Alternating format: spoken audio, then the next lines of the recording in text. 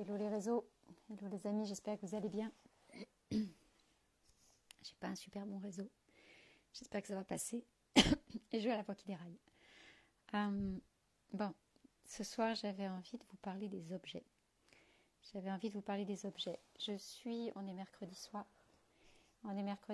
Et donc là je suis dans un endroit de transition. Et vendredi, donc dans 2 jours, je vais dans mon point de destination final.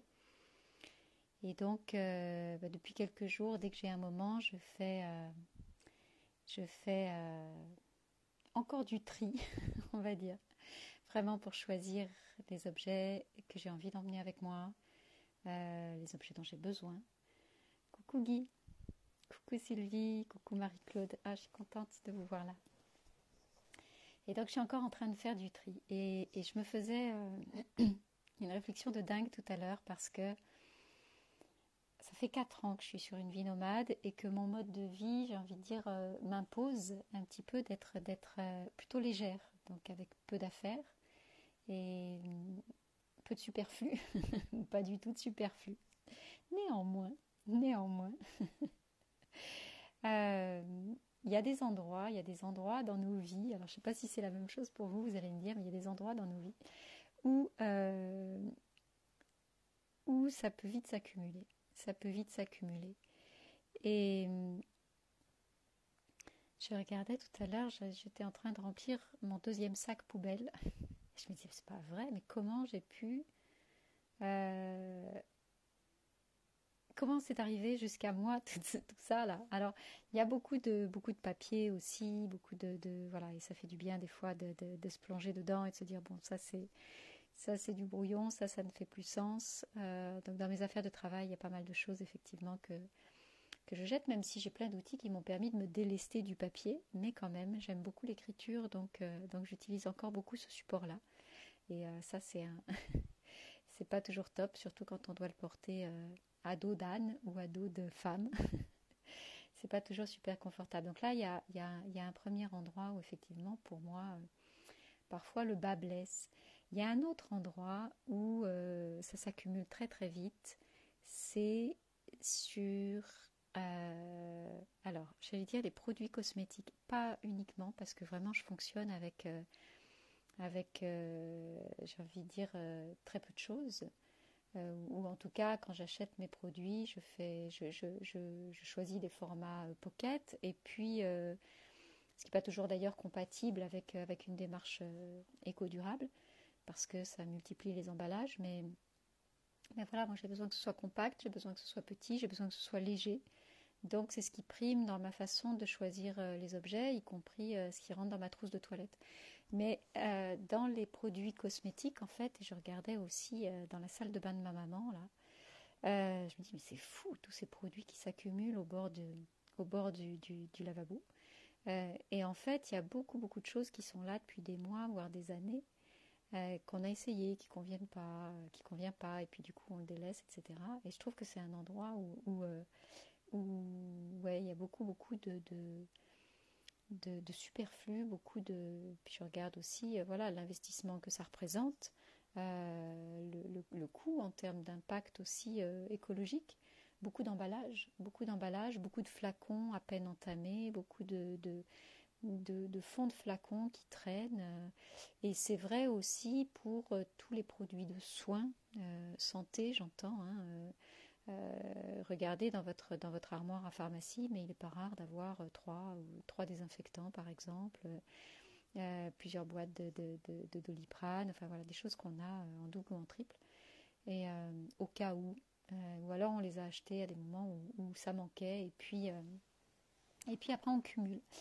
Et en fait, tout ça, ça vient remplir nos maisons. Tout ça, ça vient remplir nos maisons.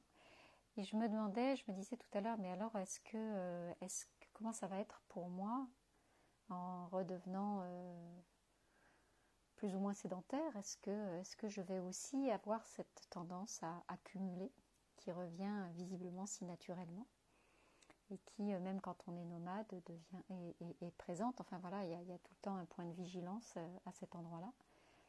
Est-ce que je vais à nouveau accumuler? Et je crois en fait qu'il y a aujourd'hui pour moi, je suis absolument pas une adepte du minimalisme, pas du tout.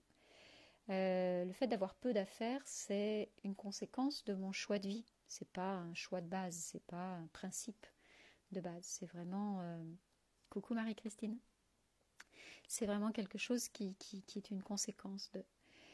Mais néanmoins, je vois à quel point ça rend léger. Ça rend léger quand même euh, de pouvoir être hyper mobile, de pouvoir déménager juste avec le coffre d'une voiture. Et encore, pour moi, c'est vraiment beaucoup quand je remplis le coffre d'une voiture. D'habitude, je me balade avec une valise et un sac, en fait. Mais voilà comment ça va être pour moi la suite. Euh, j'ai envie de prendre soin, de continuer à prendre soin des quelques objets qui sont avec moi. En fait, je me rends compte qu'en ayant peu d'objets, il y a une attention particulière en direction de chacun d'eux. Et ça, c'est vraiment quelque chose que j'ai aimé ces dernières années. C'est-à-dire que chaque objet qui m'entoure fait sens. Chaque objet, je l'ai choisi avec attention. Je n'ai rien acheté sur un coup de tête ou euh, euh, alors ça peut m'arriver de faire des achats qui ne soient pas des réussites, mais ou un produit qui ne corresponde pas à ce que j'envisageais au départ. Mais honnêtement, c'est très très rare parce qu'à chaque fois, je me demande effectivement quelle va être la contribution de cet objet-là dans ma vie. Et les objets qui m'accompagnent ou qui m'ont accompagné pendant ces 4 ans sont d'abord des objets utiles et beaucoup plus rarement des objets qui me font du bien. En fait, le fait qu'ils soient utiles est suffisant pour qu'ils me fassent du bien. Je vois par exemple ma petite enceinte nomade, elle est toute petite, elle est vraiment petite. C'est pas, bien sûr que c'est pas l'excellence du son qu'on peut avoir beaucoup mieux, qu'on peut avoir beaucoup plus puissant, mais elle m'a accompagnée pendant 4 ans d'une façon merveilleuse et j'ai adoré avoir cet objet et il va continuer de me suivre parce qu'il a été d'une contribution totale pour moi et il répondait exactement à tout ce dont j'avais besoin. Il était à la fois compact, léger et en même temps, voilà, il me permettait d'écouter de la musique en permanence et ça c'est extrêmement important pour moi. Donc c'est pas tant d'avoir toujours le meilleur, c'est d'avoir les objets qui correspondent à mon besoin, qui correspondent euh, à ce qui est requis pour moi aujourd'hui, en ce moment. Et souvent, en fait, on s'entoure d'objets. Euh, on va aller chercher, oui, soit l'excellence, soit le meilleur prix aussi, des choses comme ça. Mais au fond, c'est pas les objets qui nous correspondent. C'est pas ce dont on a besoin. Donc, si on reprenait aussi, si on repartait de notre besoin véritable, avant d'aller faire des achats, je pense que nos maisons seraient pleines d'objets différents, en fait. Les choix des objets seraient différents. Et du coup, chacun des objets qui m'accompagnent, vraiment, je le chéris. Je le chéris, mais c'est jusqu'à mes objets de travail également. L'autre jour, quelqu'un de proche me disait, mais t'as pas ci et t'as pas ça, mais avec tout ce que tu fais, mais comment ça se fait, etc. Ben, non, je ne suis pas équipée comme quelqu'un qui est sédentaire et qui a tout un attirail et tout un équipement installé en permanence. Moi, j'ai besoin que ce soit plié rapidement et encore une fois que ce soit léger et compact. Donc, bien sûr qu'il y a des produits meilleurs, bien sûr qu'il y a des caméras meilleures que celles que j'utilise, bien sûr il y aurait des façons d'optimiser mes outils de travail, mais encore une fois, ça ne correspond pas à mon besoin. Donc, ma petite caméra, je la chéris, je la chéris. Elle a des limites, bien sûr qu'elle a des limites, mais elle est tellement une contribution pour moi. Et c'est pareil pour chaque chose. Donc, il y a, il y a ça d'une part, et puis je me faisais la réflexion tout à l'heure aussi. Donc là, je suis dans la maison de mes parents en ce moment. Ma mère a un sens du détail et qui est très poussé et du raffinement aussi. Euh, et puis, bah, il y a les objets de toute une vie dans cette maison-là aussi, des objets qui les ont accompagnés depuis des années, des décennies, etc. Et alors, c'est pas du tout la maison de mon enfance, du tout. J'ai jamais vécu, moi, dans cette maison-là. Mais en revanche, il y a des objets qui sont là, qui me sont familiers. Il y a des objets que je voyais quand j'étais enfant. Et ça me rappelait effectivement les objets que j'avais, moi, dans mon appartement avant de partir sur ma vie nomade. Quand j'étais sédentaire, j'avais aussi des livres et des objets que j'avais depuis petite, en fait, qui étaient là. Et je trouve ça doux à la fois parce que c'est une façon de se reconnecter en permanence avec notre histoire, avec notre vie. Mais ça peut être aussi très enfermant parce que ça nous maintient dans une histoire du passé. Donc, à quel moment ces objets-là sont vraiment, encore une fois, une contribution pour nous, pour soi. Et moi, en me délestant de toutes mes affaires et en partant sur cette vie nomade, je me suis rendu compte que, en fait, en se défaisant des objets, on ne se défaisait pas des souvenirs qui sont associés aux objets.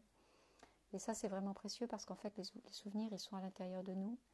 Et même si quand l'objet permet de le réactiver plus rapidement, mais le souvenir, il peut être activé sans aller forcément chercher l'objet ou sans avoir besoin de l'objet. Donc, on peut se séparer de nos objets beaucoup plus facilement que ce qu'on croit ou que ce qu'on se raconte.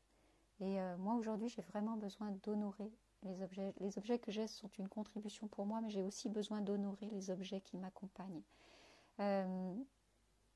Et quand je vois aussi, là, il y a un garage qui est plein de cartons et d'affaires qui sont stockés et inutilisés, en fait. Inutilisés, qui prennent la poussière ou qui sont délaissés. Aujourd'hui, moi, ça me serre le cœur, ça. Ça me serre le cœur parce que ces objets-là, ils ont été créés pour servir. Ces objets-là, ils ont créé pour avoir une utilité.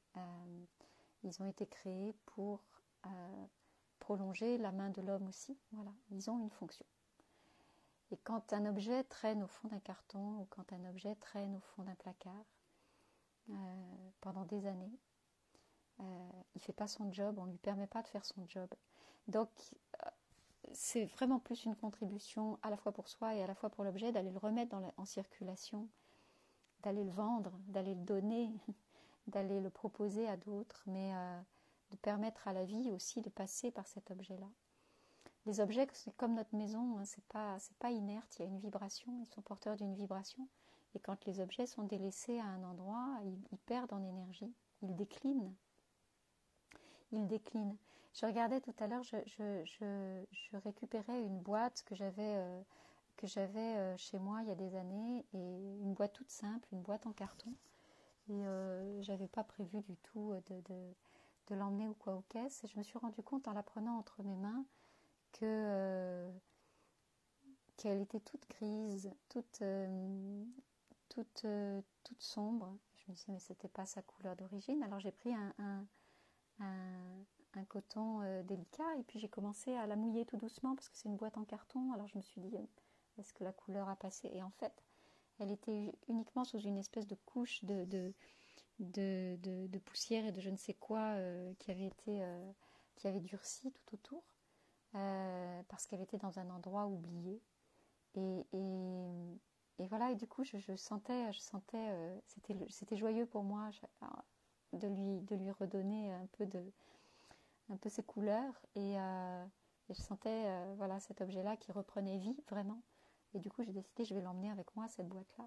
Je vais l'emmener avec moi et donc je suis en train de la remplir. C'est une toute petite boîte, elle fait 10 cm sur 15, donc c'est pas grand-chose. Mais voilà, je mets dedans mes affaires de travail, je vais mettre dedans mes stylos, tout ça. Et c'est vrai que les objets, regardez combien d'objets vous délaissez aussi au fond de vos placards. Qu'est-ce que tu mets, Guy? Et malheureusement, malgré tout, l'intensité du souvenir s'estompe petit à petit, même s'il reste encore présent. Oui, quand les souvenirs sont éloignés, en fait, il y a un moment où où j'ai le sentiment que les souvenirs, on ne sait plus si c'est vraiment des souvenirs ou si c'est des souvenirs qui nous appartiennent. Mais le souvenir de l'émotion, on n'a peut-être pas le souvenir précis des images ou du déroulement ou de la chronologie des faits ou des événements. Peut-être que ce n'est pas très précis sur les personnes qui étaient présentes. En revanche, aller chercher l'émotion qu'on ressentait à ce moment-là, qu'on a ressenti à ce moment-là, ça, on peut aller le chercher. Ça s'estompe pas, je pense. Dis-moi ce que tu en penses, Guy. Mais je pense vraiment que ça s'estompe pas. Parce que ça, c'est à l'intérieur, c'est dans notre cœur. Et il n'y a pas besoin d'aller réactiver des images, en fait. Et souvent, on voit aussi... il y a une très jolie vidéo qui a tourné un moment pendant le Covid. Je ne sais pas si vous l'avez vue, mais il y avait une vidéo qui a tourné sur les réseaux sociaux d'une ancienne danseuse de ballet qui était affectée par la maladie d'Alzheimer, donc une femme très âgée. Et on lui a mis sur les oreilles un casque avec la musique du Lac des Cygnes. Et son corps s'est mis à danser tout seul. Son corps s'est mis à danser et en fait, il y avait la mémoire du corps. Toutes ces cellules se souvenaient des gestes qui étaient associés à cette partition musicale. Et c'était juste extraordinaire. Je pense que cette mémoire-là, cette mémoire cellulaire, en fait, on la garde. On la garde même quand le cerveau est altéré, même quand nos capacités cognitives sont altérées, même quand notre mémoire est altérée. Nos cellules se souviennent. Et donc, il n'y a vraiment pas besoin des objets pour aller activer ça. Voilà ce que j'avais envie de vous partager ce soir. Je suis pleine de douceur en fait en préparant mes affaires. Chaque objet fait sens pour moi. Il n'y a plus rien que je mets à la va-vite dans un sac ou dans un... Je sais exactement ce que j'ai dans chacun de mes sacs, dans chacun de mes tiroirs, dans chacune de mes pochettes. Il n'y a pas un stylo qui est superflu en fait. Il n'y a pas... donc c'est vraiment précieux et c'est assez bon. Je savais pas en fait que j'allais trouver ça aussi en allant vers cette vie un peu je veux pas dire quoi, épurée, j'en sais rien comment on peut dire ça, mais je savais pas que j'allais trouver ça, cette attention décuplée en direction de chaque objet que j'ai, de chaque objet qui m'accompagne en fait. On m'a beaucoup parlé de la difficulté à se séparer d'eux. Et moi, ce que j'ai trouvé, c'est au contraire la joie de reconnaître ce qui reste. Voilà, ces objets qui sont vraiment précieux. Donc, je vais continuer voilà, de choisir et de chérir les objets qui sont là et que je vais emmener avec moi dans 2 jours. Et de faire de faire mon choix. Peut-être qu'il y aura d'autres trésors comme cette boîte en carton que j'ai nettoyée tout à l'heure.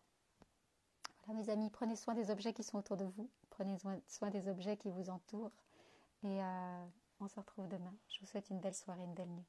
Je vous embrasse.